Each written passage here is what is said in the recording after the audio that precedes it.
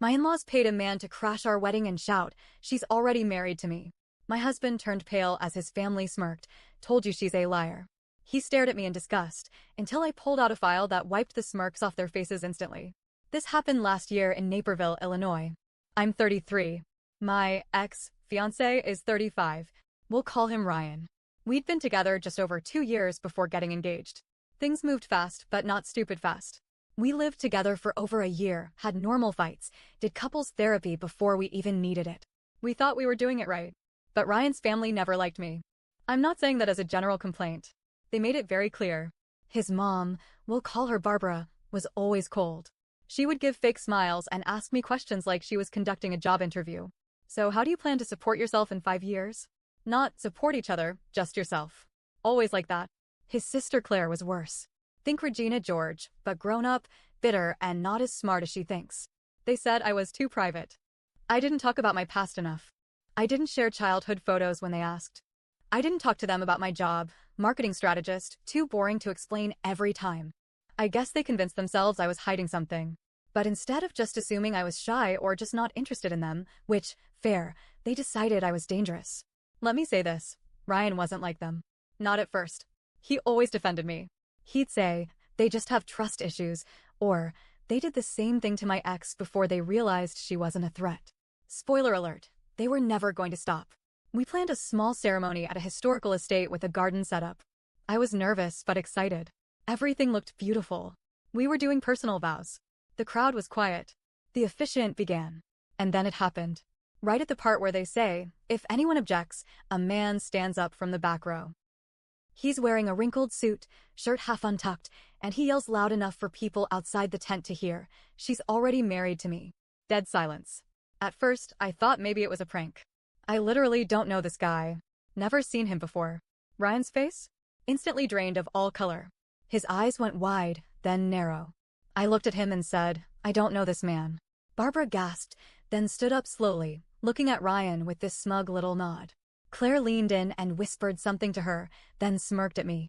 It was all happening way too fast. The guy, let's call him Dean, starts talking.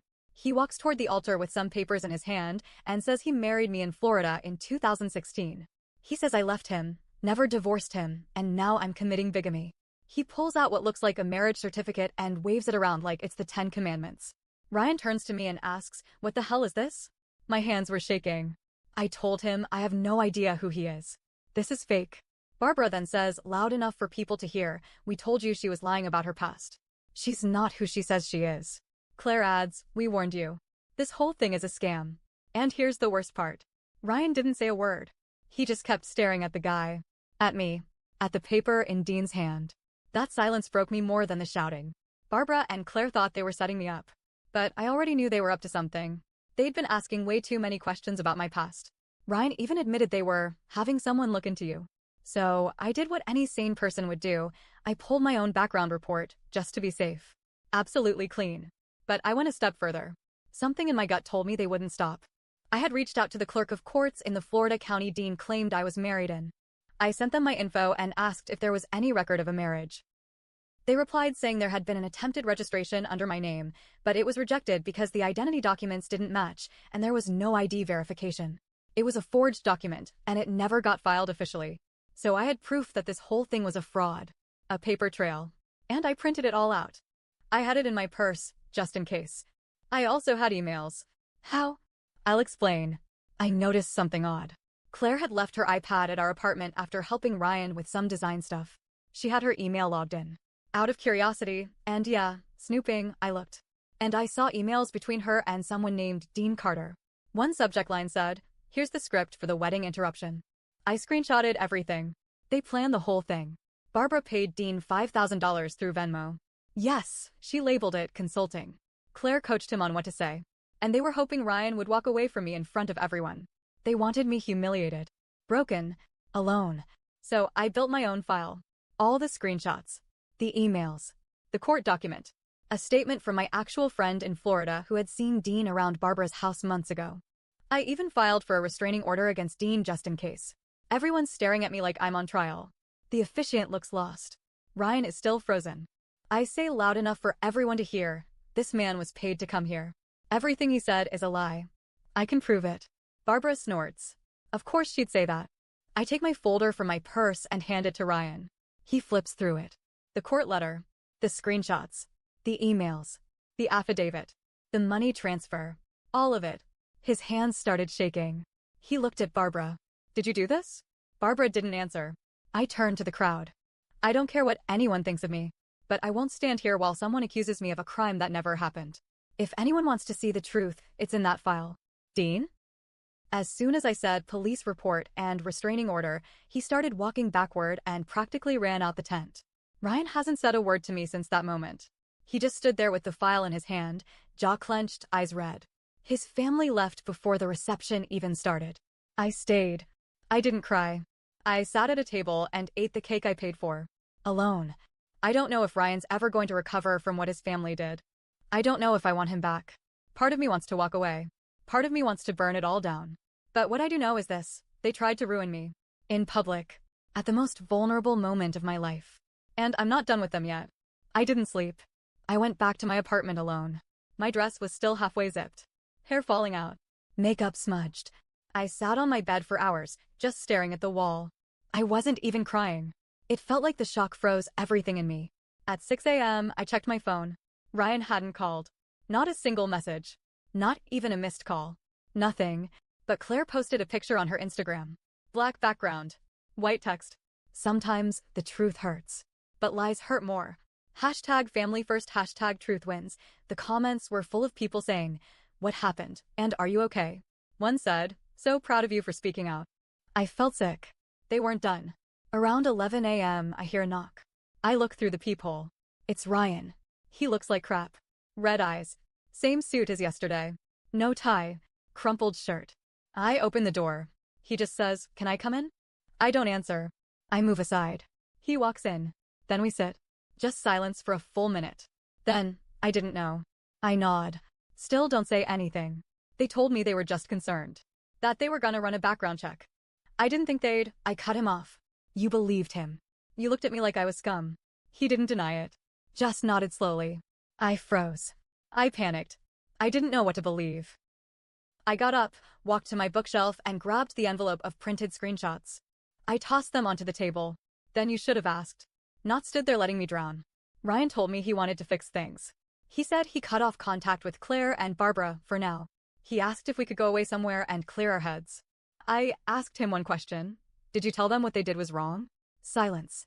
Did you yell at them the way you stared me down yesterday? He looked down. That was my answer. That week, I started hearing rumors. People from the wedding started reaching out. One of Ryan's cousins messaged me on Facebook and said, "I'm really sorry about what happened. But I think you should know, they're telling people you forged the file. That you're trying to frame Barbara." I couldn't believe it. Then I got a call from my boss. Apparently, someone sent an anonymous email to my HR department with a list of allegations against me. They claimed I had a criminal record, had changed my name, and used fake references to get hired. Luckily, my boss called me directly instead of just forwarding it to HR. She believed me. She said, "This is disgusting. Let me know if you want us to pursue legal action." Now I was angry. 3 days later, I get a text. "Claire, you should really stop pretending. You've already done enough damage. If you want this to go away, meet me. Just us. No drama." I showed the text to Ryan. He said, "Don't go." But I needed to. I needed to hear her say it. We met at a diner on Route 59. Public. Safe. I recorded the whole thing on my phone, just in case. She walked in like she owned the place. Sat across from me, sipping some overpriced smoothie like this was normal. Then she leaned in and said, "You're not going to win. We protected Ryan. You embarrassed him. You embarrassed our family. And now you want to act like the victim." I didn't flinch. She kept going. "You think a little file and some screenshots make you look smart? It makes you look desperate." Then she said the quiet part out loud.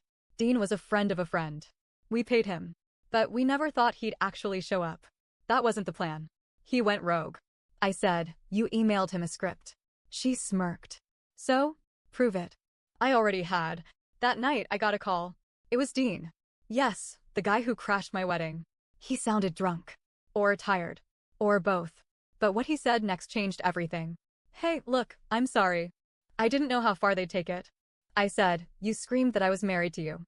He said, "They told me you were dangerous. They said you scammed Ryan's last business. Barbara told me you were going to ruin him financially. She said I'd be protecting him. I didn't know it was all fake.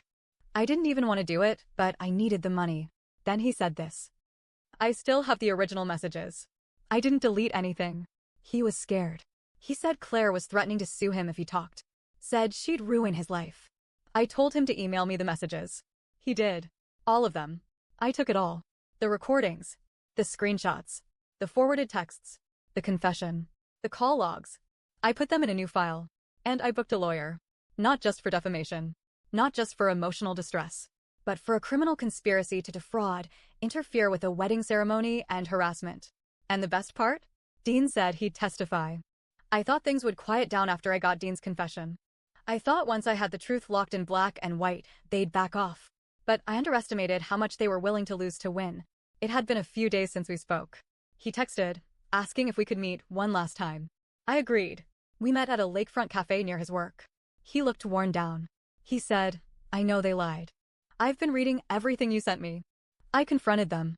Barbara says it was just to protect me. Claire still won't admit anything. But I believe you now. I asked him, and what do you plan to do about it? He paused. Then said, I'm not sure. They're still my family. I nodded slowly. Then this is done. He didn't argue.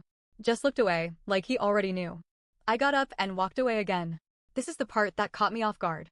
That week, I got an email from a headhunter. It was for a marketing director role at a luxury brand in Miami. High salary. Relocation bonus. Fast track to VP. The weird part? I never applied for it. I did some digging. The recruiter got my info from someone named Elle Stevens. I had no idea who that was until I realized something. Elle, Claire Stevens. Claire's middle name is Lorraine. Her full name was on her LinkedIn once. I remembered it from when she tried to impress people with her consulting profile. I played along. I set up a fake Zoom interview with the company. Guess who showed up? Barbara, wearing a suit, pretending to be the regional director of HR. I recorded the entire thing. We're very interested in offering you this position, she said. We just need to verify some things, your criminal record, past legal activity, and financial history. We take that seriously here. It was like watching a bad Netflix scam show. I played dumb. I asked polite questions, smiled, and when it was over, I emailed the real company she was pretending to work for. They'd never heard of me or her. So now they were impersonating corporate executives to try and verify my background. Dean called again. This time he was terrified. They found out I sent you the emails. Barbara called me nonstop. She said if I don't retract everything, they'll go after my sister. Said she has a record and that she could lose everything if people knew. Then he said something that nearly made me drop the phone. Claire had copies of your ID. She sent them to me before the wedding. She said she got them off Ryan's laptop. She told me to use your driver's license info to file the fake marriage app. Said it'd make it look more real. I sat there frozen. So not only did they fake the whole story, they used my real information. They must have taken a photo of my ID at some point, maybe when we booked flights, maybe when I left my wallet near Claire. It wasn't just humiliation anymore. It was identity theft. One morning, I woke up to find an anonymous email sitting in my inbox. No subject line. It had one attachment, a PDF. Inside? A copy of Claire's text messages with Barbara. All of them. From a burner phone Claire used, where she admitted to hiring Dean, planning the wedding crash, and that she hoped I'd lose my mind from the stress. There was one line that stood out. I don't care if she ends up in the psych ward. Ryan deserves better. Whoever sent it used a Proton Mail account. No name, no trace. But then I realized, Dean. He was turning on them. And he wasn't the only one. A woman messaged me on Instagram a few days later. She said, I don't know if this is overstepping, but I think I dated your fiancé once. Ryan, right? I just saw the wedding video thing floating around. Wait, wedding video? She sent me a link to a private Facebook group called Justice for Ryan. Guess who created it? Claire. It had 200+ members, all people she invited. Some were family.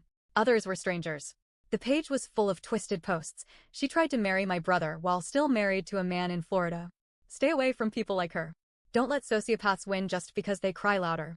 Screenshots of me from the wedding day, crying, confused, disheveled. They turned it into a smear campaign. That woman told me, Claire did the same thing when I dated Ryan. She faked messages from me to make it look like I was cheating. Then told Ryan's family I was mentally unstable. I asked her for a statement. She agreed. She wasn't the only one, either.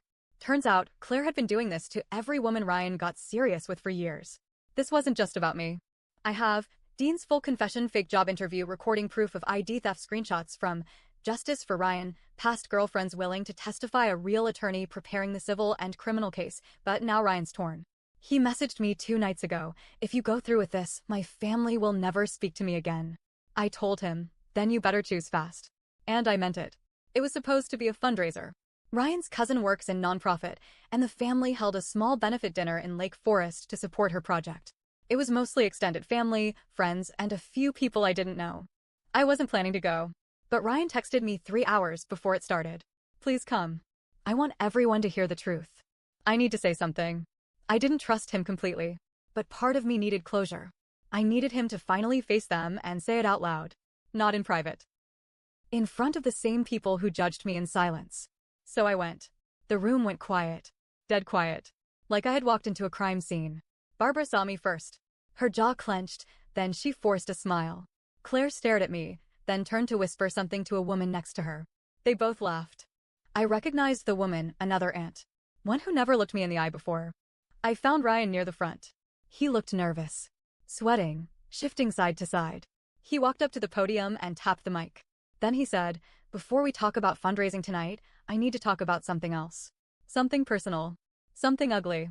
He started slow, apologizing to the group. Then said, "At my wedding, a man crashed it and claimed my fiancé was already married." Most of you probably saw the video.